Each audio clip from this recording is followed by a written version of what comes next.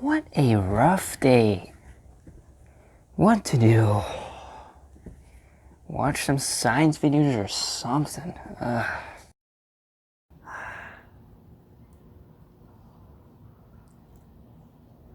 Oh my god, no.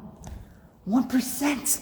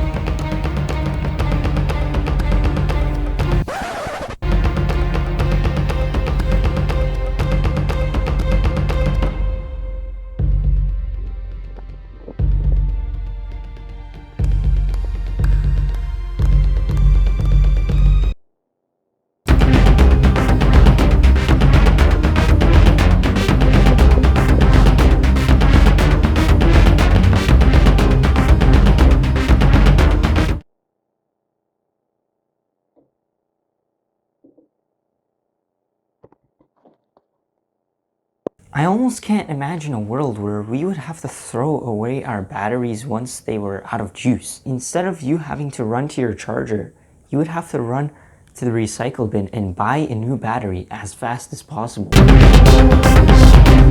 But let's be honest, charging things like our phones can be a pain.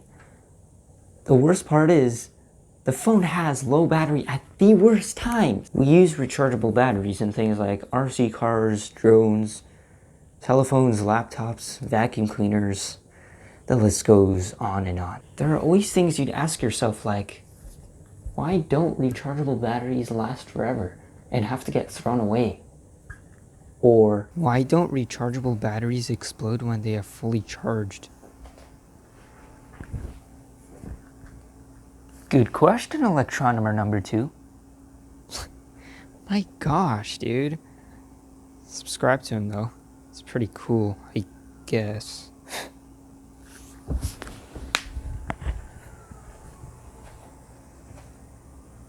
The most important and obvious thing to know about rechargeable batteries is that there are different types. Well, duh, buddy boy.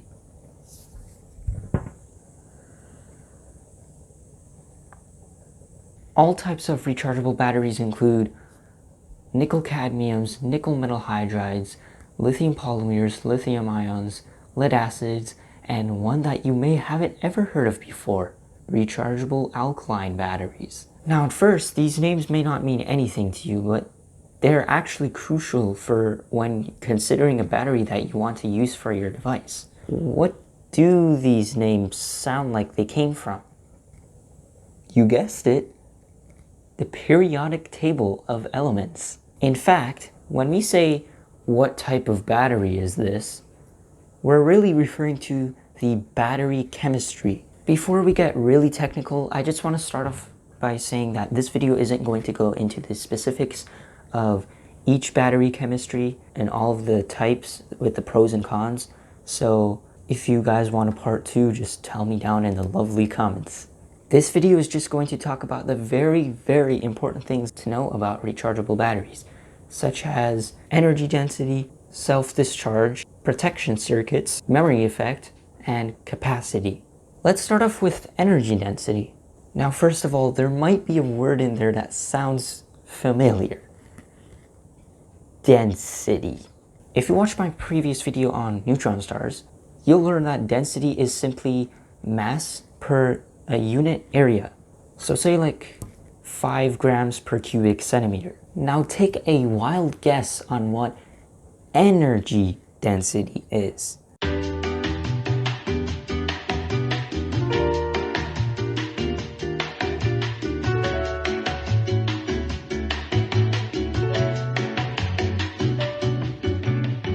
Well, energy density is just the energy of something per a unit volume. So if a battery has a higher energy density, then the battery will be able to have the same capacity, or mAh, as another battery without having to be as big, because it is able to use more energy within a smaller area. That's why something like a lead-acid battery has a very low energy density, because it is huge compared to other rechargeable batteries. And that's why bigger doesn't necessarily mean larger capacity. The next one is self-discharge. Ever notice a battery which is fully charged and then when you don't use it after a while, it just seems to run out of energy and you have to charge it all over again? Yep, that's self-discharge. I can throw this battery to the other side of the room, and over time, it will run out of energy. But why?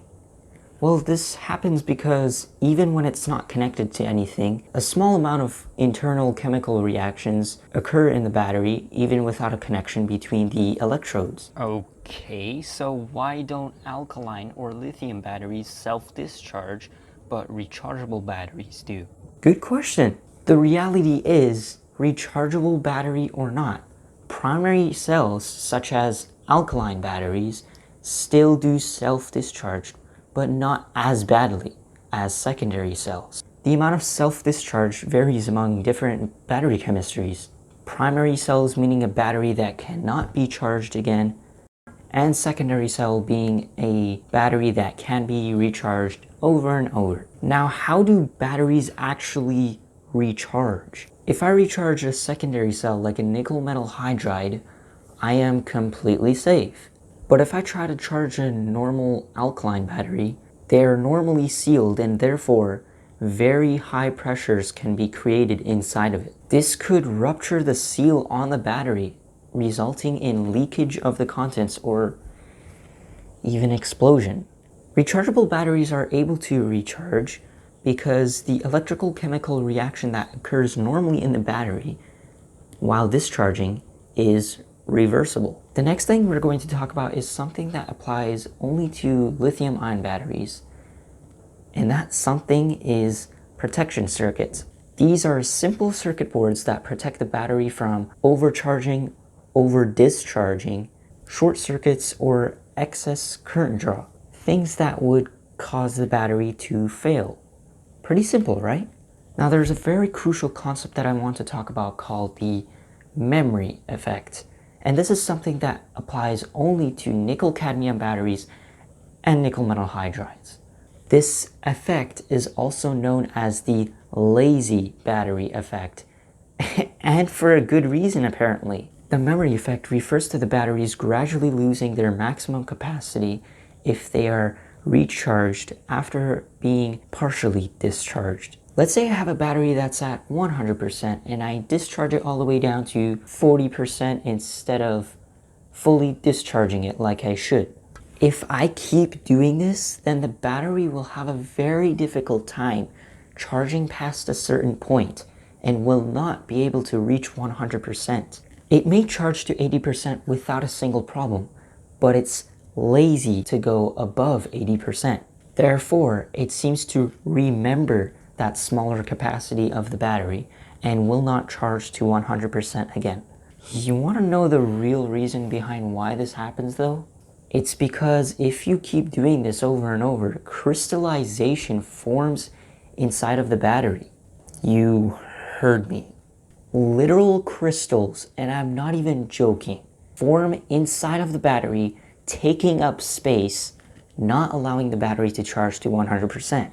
Just like if you were to take an empty cup and fill it up with a bunch of ice cubes, then you wouldn't be able to fill that as much.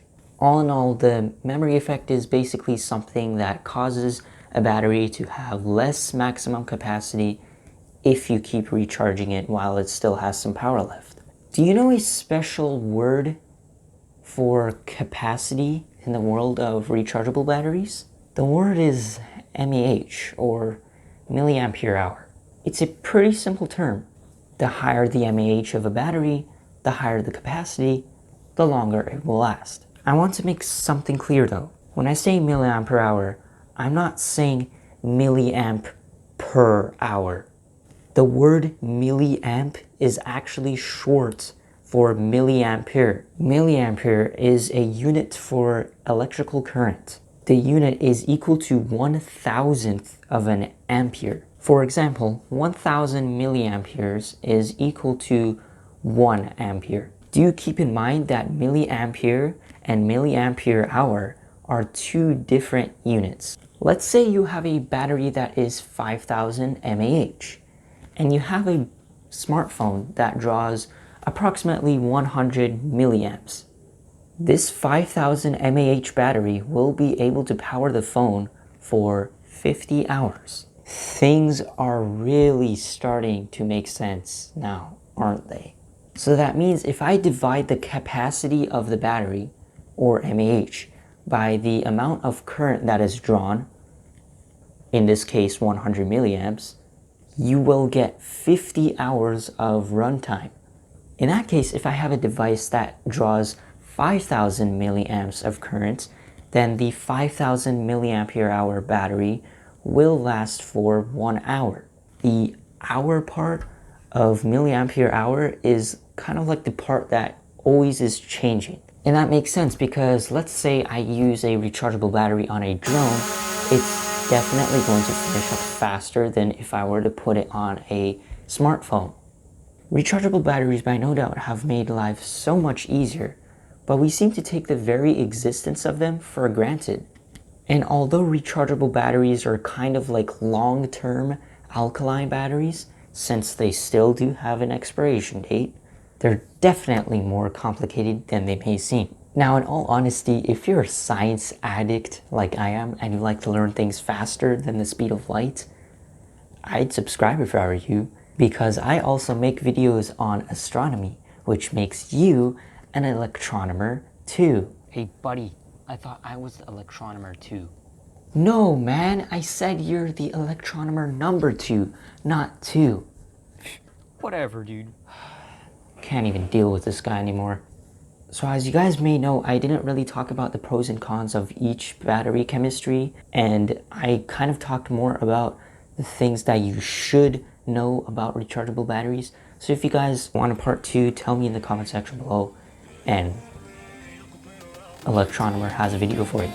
As always, keep on thinking.